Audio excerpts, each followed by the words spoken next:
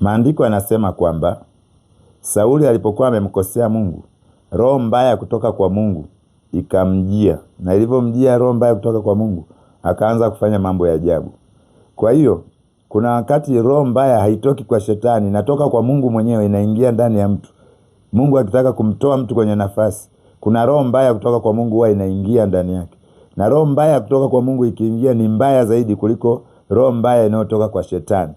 Kwa hiyo unaweza ukajikuta unafanya mambo ya ajabu, kumbe kuna roho mbaya kutoka kwa Mungu imeingia ndani yako. Jitahidi kusimama vizuri na Mungu, kwa sababu roho mbaya kutoka kwa Mungu ikiingia ndani yako, usalama unakuwa ni mdogo sana, na kibali kinakuwa kidogo sana, na uwezo wa kufanya mazuri unakuwa ni mdogo, kwa sababu tayari kuna roho mbaya zaidi inakuwa imetoka kwa Mungu.